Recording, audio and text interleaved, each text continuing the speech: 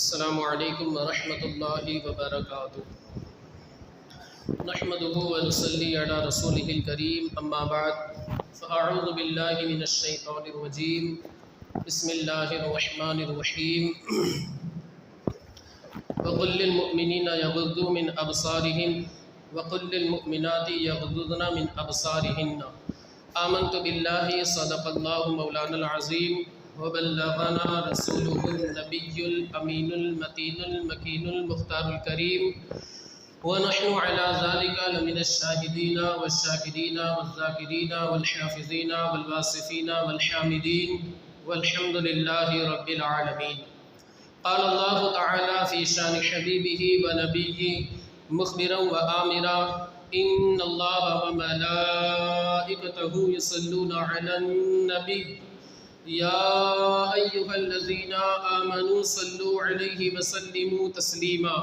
اللہم صل علی سیدنا ومولانا محمد معدن الجود والکرم وآلہ الکرام وابنہ الکریم وبارک وسلم۔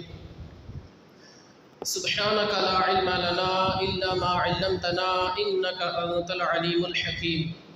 عزیزان ملت اسلامیہ، خطبہ مسنونہ کے بعد میں نے جن آیات مقدسہ کی تلاوت کی ہے، اللہ رب العزت ارشاد فرماتا ہے وَقُلْ لِلْمُؤْمِنِينَ يَغُضُّوا مِنْ أَبْصَارِهِمْ، کہ اے محبوب آپ مومنوں سے ارشاد فرما دیں کہ اپنی نگاہوں کو نیچے رکھیں۔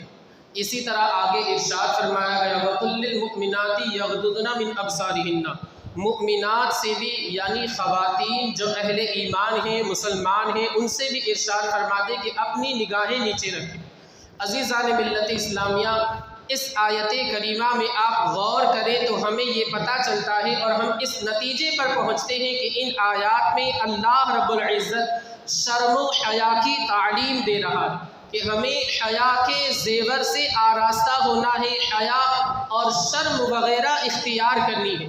حدیث پاک میں آتا ہے اللہ کے رسول صلی اللہ علیہ وسلم ارشاد فرماتے ہیں کہ ایمان کے 60 سے کچھ زائد شعبے، یا ایک روایت میں ہے کہ ایمان کے 70 سے زیادہ کچھ حصے ہیں، اور ان میں سب سے افضل والا جو حصہ ہے وہ لا الہ الا اللہ کہنا ہے، اور ان میں ایک حصہ جو ہے وہ شرم و حیا کے زیور سے آراستہ ہونا ہے۔ عزیزان ملت اسلامیہ، اللہ رب العزت نے انسان کو پیدا فرمایا، جانور کو پیدا فرمایا، مگر انسان کو عقل سے نوازا، شعور سے نوازا اور حیا کا وصف بھی عطا فرمایا۔ مگر آپ جانور کو دیکھیں، اللہ نے جانور کو نہ تو عقل دی ہے، نہ شعور دیا ہے، اور نہ اسے حیا کے وصف سے متصف فرمایا ہے۔ لیکن یہی انسان جب حیا کے وصف کو چھوڑ دے، بے حیائی کے اوپر اتر آئے، تو پھر اس انسان کے درمیان اور جانور کے درمیان کوئی فرق نہیں رہ جاتا۔ انسان اگر بے حیائی پر اتر آئے تو پھر اس انسان اور جانور کے درمیان کوئی فرق نہیں رہ جاتا کہ جانور کو تو اللہ نے حیا کے زیور سے آراستہ نہیں فرمایا ہے، اگر کوئی وہ ایسا کام کرتا ہے جس سے بے حیائی کا ظہور ہوتا ہے تو اللہ نے اسے حیا کے زیور سے تو آراستہ نہیں فرمایا ہے۔ لیکن یہی حضرت انسان اگر بے حیائی پر اتر آتے ہیں تو پھر اس انسان کے درمیان اور جانور کے درمیان کوئی فرق نہیں ہے۔ عزیزان ملت اسلامیہ، جب بے حیائی اگر مردوں کے اندر آ جاتی ہے، قوم کے مرد حضرات اگر بے حیائی پر اتر آتے ہیں تو معاشرہ تباہ و برباد ہو جایا کرتا ہے۔ لیکن جب یہی بے حیائی، یہی بے شرمی قوم کی خواتین کے اندر آ جاتی ہے تو نہ صرف معاشرہ تباہ ہوتا ہے بلکہ نسلیں کے نسلیں تباہ و برباد ہو جایا کرتی ہیں، نسلیں تباہ و برباد ہو جایا کرتی ہے۔ حضرت علی رضی اللہ تعالیٰ عنہ کا بھی یہ قول ہے کہ جب اگر باپ بے دین ہے، باپ اگر نیک نہیں ہے، باپ بے دین ہے تو پھر اس کی جو بے دینی ہے وہ چوکھٹ تک رہے گی، لیکن اگر ماں بے دین ہے، ماں بے ایمان ہے، ماں ایماندار نہیں ہے، بے حیا کرنے والی، بے حیا ہے ماں، تو پھر اس کی بے حیائی نسل در نسل چلتی رہے گی۔ عزیزان ملت اسلامیہ، میں عرض یہ کرنا چاہتا ہوں، حیا ایک ایسا وصف ہے جسے مردوں کو بھی اپنانا ہے، عورتوں کو بھی اپنانا ہے، اور ہمیں کہیں اور جانے کی ضرورت نہیں۔ ہمارے سامنے آمنہ کے لال کی زندگی بالکل کھلی ہوئی کتاب کی طرح ہے۔ ہم قرآن عظیم کا مطالعہ کیوں نہیں کرتے؟ ہم احادیث अहादीस नबविया का मुताला क्यों नहीं करते, हम मुस्तफ़ा करीम की सीरत का मुताला क्यों नहीं करते। कुरान अजीम के अंदर फरमाया गया लक़द कान लकुम फ़ी रसूलिल्लाहि उस्वतुन हसना, मेरे महबूब की ज़िंदगी तुम्हारे लिए नमूना अमल है, उसवे हसना है, मिसाली ज़िंदगी है। आमिना के लाल की ज़िंदगी को देखो, तुम्हें ज़िंदगी के शब रोज़ किस तरीके से गुजारने हैं वो सलीका आ जाएगा, वो तरीक़ा आ जाएगा, और किस तरीके से तुम्हें इस दुनिया के अंदर रहना है वो तरीक़ा तुम्हें कहीं और से नहीं मेरे महबूब की बारगाह से मिलेगा। अल्लाह के रसूल सल्लल्लाहु अलैहि वसल्लम के ताल्लुक़ से हज़रत आयशा सिद्दीक़ा फरमाती है आपकी हया के ताल्लुक़ से कि हया का वस्फ़ अब मुस्तफ़ा करीम सल्लल्लाहु अलैहि वसल्लम के अंदर किस तरीके से था। हज़रत आयशा का बयान है काना अशद्द हयाअन मिनल अज़राइ फ़ी ख़िदरिहा, हज़रत आयशा सिद्दीक़ा बयान करती है आक़ा करीम सल्लल्लाहु अलैहि वसल्लम एक पर्दा नशीन घर में रहने वाली कुंवारी लड़की से भी ज़्यादा बाहया, घर में रहने वाली कुंवारी लड़की से भी ज़्यादा हया फरमाने वाले थे। इमाम फरमाते हैं नीची नज़रों की शर्मो हया पर दुरूद, ऊंची बीनी की रिफ़ात पे लाखों सलाम। यानी आक़ा करीम सल्लल्लाहु अलैहि वसल्लम हया की वजह से, शर्म की वजह से, हया के जेवर से आराज़ा है, इस बुनियाद पर नज़रें नीचे रख कर के चलते हैं। लेकिन जब यही निगाहें अब उठाते हैं, जब यही निगाहें उठाते हैं तो किसी और जगह नहीं बल्कि लौहे महफूज पर नज़र पड़ती है। खैर मैं अर्ज़ कर रहा था कि हमें हया के जेवर से आरास्ता होना है, और ख़ास तौर से जो ख़वातीन हैं, कौम मुस्लिम की ख़वातीन हैं, उन्हें हया के जेवर से आरास्ता होने की बहुत ज़्यादा ज़रूरत है। आजकल मर्द के मुकाबले में औरतों में ज़्यादा बेहयाई पाई जाती है, औरतों के अंदर बहुत ज़्यादा बेशर्मी पाई जाती है। अरे आप वो दौर सामने लाए, अल्लाह के रसूल सल्लल्लाहु अलैहि वसल्लम ने ऐसी तरबियत फरमाई थी अपने सहाबा की और अपनी सहाबिया की। हज़रत उम्मे खल्लाद रज़ियल्लाहु ताला अन्हा, इनका एक बेटा जंग में शहीद हो जाता है। शहादत के बाद, जंग के बाद बारगाह रिसालत में हाजिर होती है, चेहरे पर नकाब है, मुकम्मल पर्दे का एहतिमाम है। किसी ने देख करके हैरत से पूछा कि अभी बेटा शहीद हो गया है मगर इसके बावजूद भी पर्दे का एहतिमाम, बेटा तो शहादत के दर्जे पर फाइज हो गया है, बेटे को तो कत्ल कर दिया गया है मगर इसके बावजूद भी ये पर्दे का एहतिमाम, ये हिजाब का एहतिमाम, ये निकाब का एहतिमाम। उस खातून ने बड़ा प्यारा जवाब दिया, उस खातून ने कहा मैंने बेटा खोया है, हया का वस्फ़ नहीं खोया है। आप ज़रा सोचो तो सही, यही वजह है कि जब उस ज़माने की ख़वातीन बाहया हुआ करती थी, हया के जेवर से आरास्ता हुआ करती थी, उस ज़माने में ज़िना के इतने ज़्यादा केसेस नहीं होते थे। जब आज आप देखें औरतों के अंदर हया बिल्कुल ख़त्म हो चुकी है, रुखसत हो चुकी है। यही वजह है कि आज हम अखबारों में कितनी खबरें पढ़ते कि फ़ुला जगह पर ये हुआ, फ़ुला मकाम पर ये हुआ। मेरे दोस्तों इसकी वजह यही है कि आज औरतों ने हया के जेवर को बिल्कुल पसे पुष्ट डाल दिया है, बेहयाई पर उतर आई है। और याद रखना औरतों के पर्दे का एहतिमाम इतना किया गया है, बल्कि इमाम अहले सुन्नत ने औरत की मुलाजमत के ताल्लुक से 5 शर्तें लिखी। औरत की मुलाजमत यानी औरत कहीं पर नौकरी कर सकती है या नहीं, इसके ताल्लुक से किसी ने पूछा कि क्या औरत कोई खातून किसी जगह मुलाजमत नौकरी जॉब कर सकती है या नहीं। हुज़ूर आला हज़रत अलैहि रहमतु व रिज़वान ने इरशाद फरमाया, फतावा रज़िया में भी मसला मौजूद है, 5 शर्तें अगर पाई जा रही है तो फिर उसके लिए नौकरी मुलाजमत करना जायज़ है, और अगर एक भी शर्त नहीं पाई जा रही है तो फिर उसके ऊपर ज़रूरी है घर के अंदर बैठी रहे, और उसके लिए ऐसी मुलाजमत, ऐसी नौकरी और ऐसी जॉब करना हराम है। पहली शर्त ये है कि कपड़े जो हो बिल्कुल ढीले ढाले हो। आप इस शर्त को सामने रख करके आज देखें, जो कौमे मुस्लिम की बेटियां जॉब करती है, मुलाजमत करती है, नौकरी करती है, वो कैसे कपड़े पहनती है, यहाँ पर उसे मस्जिद के अंदर बयान नहीं किया जा सकता। एक शर्त हो गई। दूसरी शर्त ये है कि वो जो कपड़े के बारीक ना हो, कि उसमें आज़ा जो है, पार्ट्स ऑफ बॉडी है, बिल्कुल आसानी के साथ नजर आए।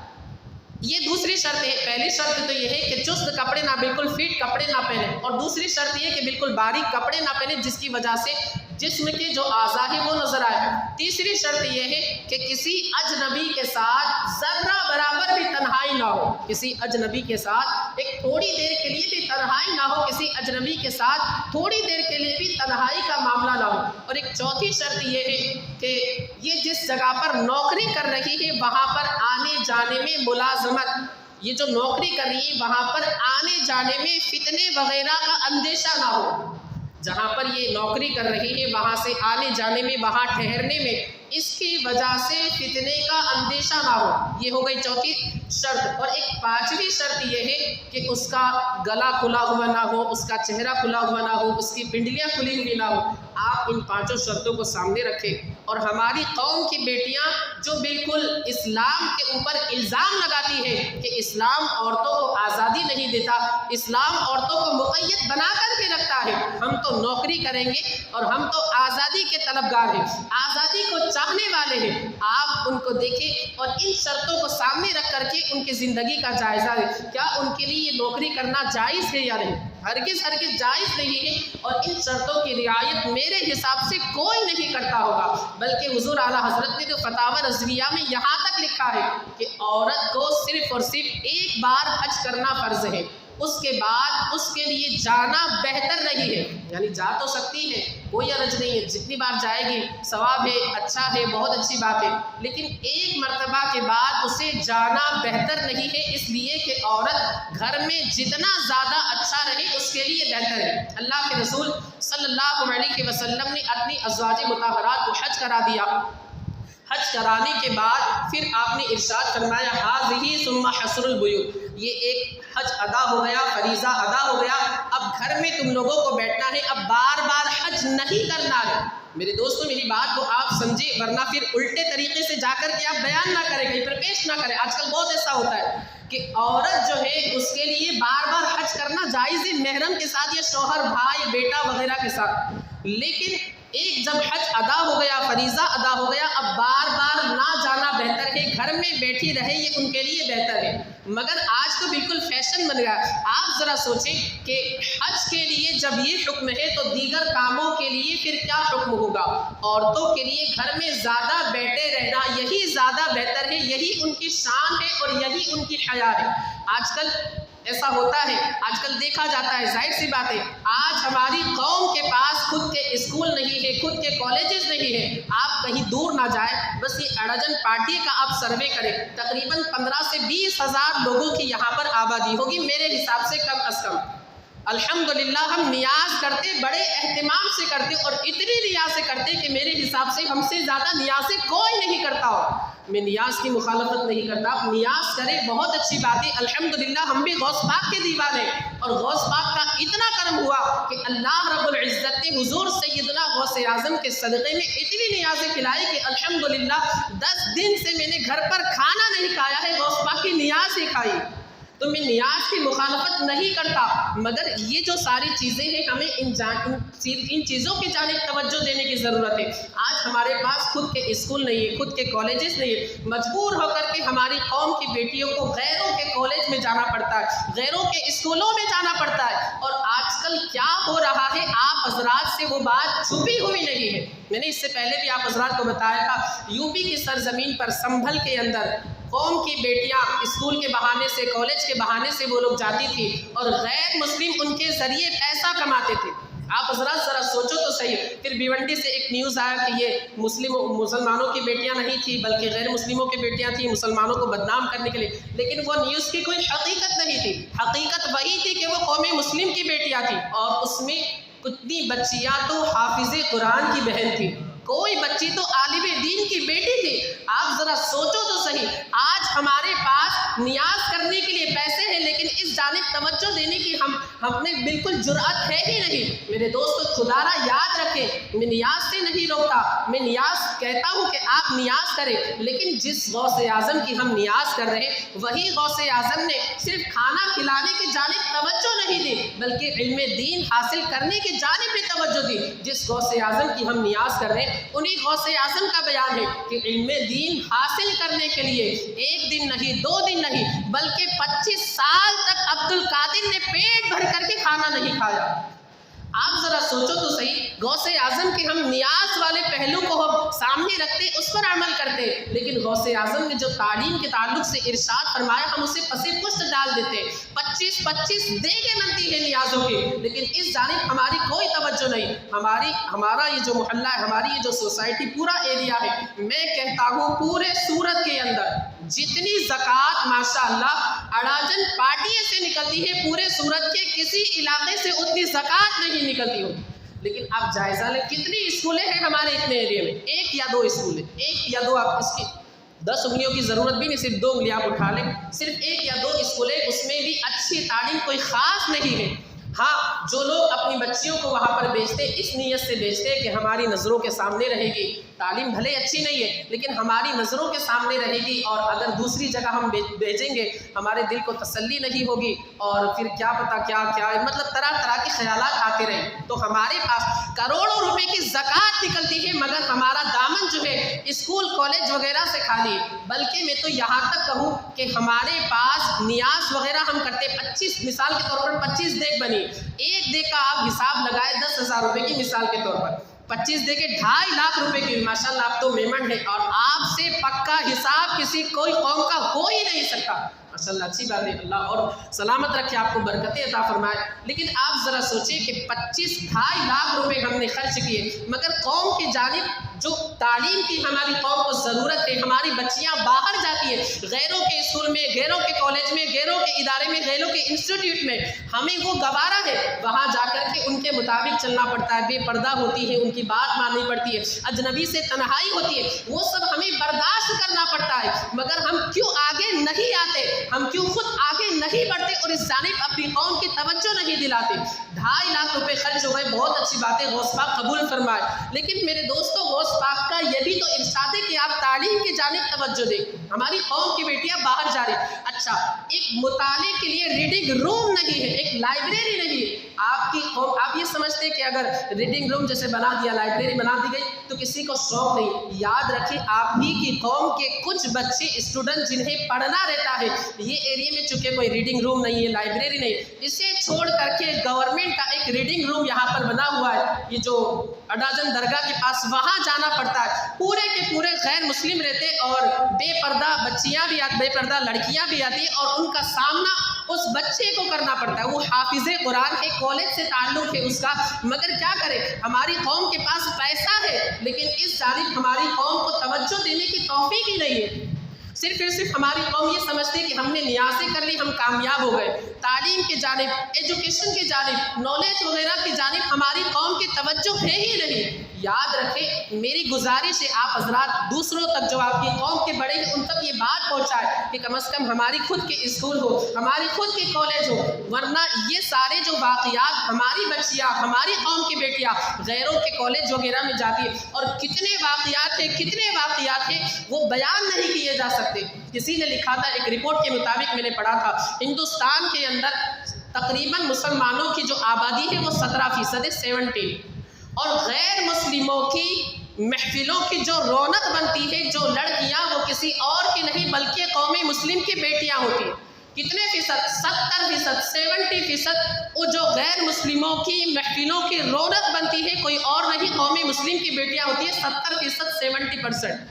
آپ ذرا سوچیں کتنے افسوس کی بات ہے. اس کی وجہ یہی ہے کہ ہمارے پاس خود کے کالج نہیں، خود کے اسکول وغیرہ نہیں، مجبوراً ہماری قوم کی بیٹیاں باہر جاتی ہیں، اور پھر ان کے ساتھ جب یہ معاملات ہوتے ہیں معاذ اللہ، پھر ہماری آنکھیں کھلتی ہیں، لیکن افسوس وغیرہ کر کے ہم رہ جاتے اور قدم بڑھانے کی ہم کوشش نہیں کرتے. یاد رکھیں یہ عورت، اللہ اکبر، میں آپ کو عہد رسالت کے تعلق سے ایک روایت سناؤ. حضرت ایک صحابی رسول، اللہ کے رسول صلی اللہ علیہ وسلم کے سچے صحابی، ایک مرتبہ ام المؤمنین حضرت عائشہ صدیقہ رضی اللہ تعالی عنہ، جن کا مسلمانوں کی ماں ہونا کہیں اور سے نہیں قرآن عظیم سے ثابت ہے. قرآن عظیم میں اللہ رب العزت نے سورۃ الاحزاب کے اندر ارشاد فرمایا، وَأَزْوَاجُهُ أُمَّهَاتُهُمْ، ان کی جو ازواج ہے یعنی مصطفیٰ کریم صلی اللہ علیہ وسلم کی، وہ مسلمانوں کی ماں ہے. ایک مرتبہ کی بات ہے، اپنے حجرہ مبارکہ کے اندر قرآن عظیم کی تلاوت کے اندر مشغول ہے، قرآن عظیم کی تلاوت کے اندر مصروف ہے.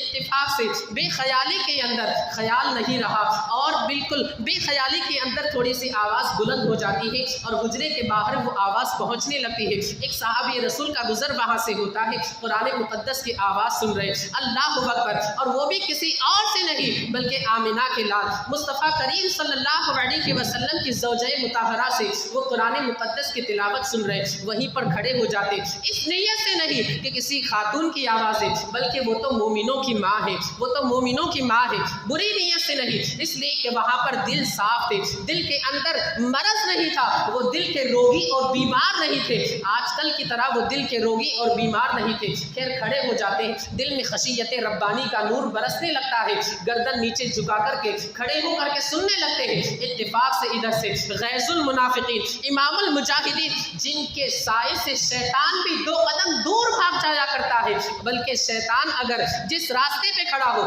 حضرت عمر فاروق اعظم اس راستے سے تشریف لے آئے, شیطان بھی ڈر کر کے وہ راستہ بدل لیا کرتا ہے. فاروق اعظم تشریف لاتے, دیکھا کہ حضرت عائشہ صدیقہ رضی اللہ تعالی عنہا کے حجرے کے باہر ایک شخص کھڑا ہو کر کے کچھ سن رہا ہے. قریب گئے تو حضرت عائشہ صدیقہ رضی اللہ تعالی عنہا کی آواز کانوں میں پڑتی ہے. پوچھتے ہیں وہ صحابی سے, آخر آپ یہاں پر کیوں کھڑے ہیں, یہاں کھڑے رہنے کی وجہ کیا ہے؟ وہ صحابی رسول عرض کرتے ہیں کہ ماں عائشہ قرآن پڑھ رہی ہے, دیکھو دیکھو کتنا اچھا قرآن پڑھ رہی ہے, کتنا بہترین قرآن پڑھ رہی ہے, وہ قرآن عظیم کی تلاوت تیر بن کر کے میرے دل میں اتر رہی ہے. اللہ اکبر. حضرت عمر فاروق اعظم چھلانگ میں آ جاتے ہیں, ایک ضرب لگاتے ہیں, ایسا مکہ بنا کر کے انہیں مارتے ہیں اور ارشاد فرماتے ہیں تجھے مرد قرآن سننے کے لیے نہیں ملے تھے, تجھے مرد قرآن پڑھنے والے نظر نہیں آئے, قرآن عظیم کی تلاوت کرنے والے مرد بھی تو ہے. آج تو ایک عورت سے قرآن سن رہا ہے, ایک عورت سے قرآن عظیم کی تلاوت سماعت کر رہا ہے. وہ صحابی رسول سیدھے بارگاہ رسالت میں پہنچتے,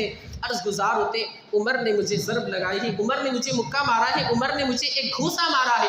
اللہ کے رسول صلی اللہ علیہ وسلم نے حضرت عمر فاروق اعظم کو بلایا, پیشی ہوئی, ارشاد فرمایا, پوچھا آخر کیا بات ہے عمر, تم نے انہیں کیوں مارا, گھوسا کیوں مارا, مکہ کیوں مارا, ضرب کیوں لگائی؟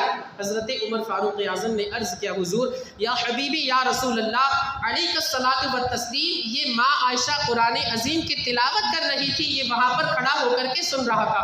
اللہ کے رسول صلی اللہ علیہ وسلم نے کیا ارشاد فرمایا؟ میرے دوستو وہ تو تمام مومنوں کی ماں ہے, وَأَزْوَاجُهُ أُمَّهَاتُهُمْ, ماں عائشہ صدیقہ رضی اللہ تعالی عنہا, ان کے تعلق سے تو کسی کا غلط خیال نہیں ہو سکتا, مگر اس کے باوجود بھی آمنہ کے لال نے ارشاد فرمایا کہ عورتوں سے قرآن مت سنا کرو, عورتوں سے قرآن سننے کی اجازت نہیں ہے, چاہے وہ ازواج مطہرات ہی کیوں نہ ہو. پھر حضرت عائشہ صدیقہ رضی اللہ تعالی عنہا کو مخاطب کر کے ارشاد فرمایا کہ اے عائشہ جب قرآن عظیم کی تلاوت کیا کرو تو آہستہ تلاوت کیا کرو, تمہاری آواز حجرے کے باہر نہ نکلے, اس لیے کہ عورت کی آواز بھی عورت ہوا کرتی.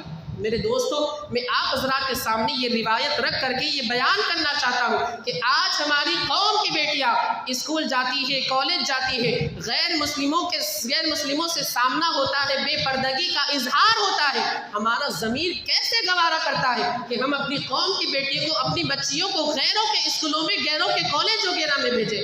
میرے بیان کرنے کا مقصد یہ ہے کہ آپ حضرات بیدار ہو, جاگے. ماشاءاللہ آپ نیاز بناتے, میں نیاز کی مخالفت نہیں کرتا, لیکن 2-2.5 گھنٹے میں 2.5 لاکھ 3 لاکھ روپے کے ہم نیاز کھا کر کے چلے جاتے. اللہ اس نیاز میں ایسے تاثیر عطا فرمائے کہ ہمارے دلوں کو اللہ بدل دے.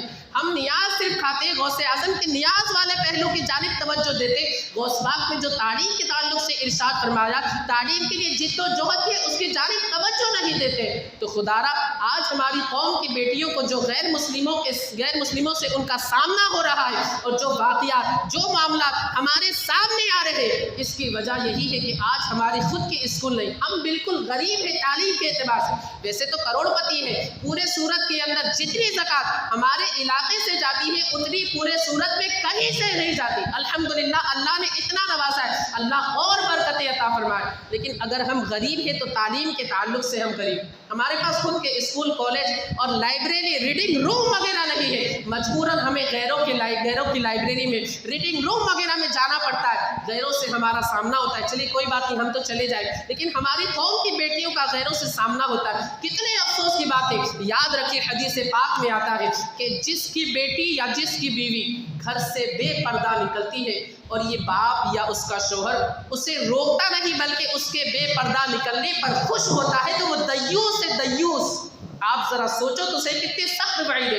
آج اگر انشاءاللہ ہماری اسکول ہوگی، کالج ہوگی، تو وہاں پر لیڈیز کو لیڈیز پڑھائے گی، جینٹس کو جینٹس پڑھائے گا، اسلامی طریقے کے مطابق۔ الحمدللہ ہم سنی ہیں، مسلمان ہیں، ہمارا وہاں پر چلے گا تو انشاءاللہ یہ ساری نوبت نہیں آئے گی، یہ دن دیکھنے کے ہمیں نہیں ملیں گے انشاءاللہ العزیز، وہ دن ہمیں دیکھنے نظر نہیں آئیں گے۔ مجھے امید ہے کہ آپ حضرات میری بات پر انشاءاللہ عمل کریں گے، اپنی قوم کے بڑے لوگوں تک یہ باتیں پہنچائیں گے۔ مولا عز و جل ہمیں، آپ کو اور ساری دنیا کے خوش عقیدہ مسلمانوں کو آقا کریم صلی اللہ علیہ وسلم کی سنتوں کے مطابق زندگی کے شب و روز گزارنے کی توفیق رفیق عطا فرمائے۔ کھڑے ہو کر کے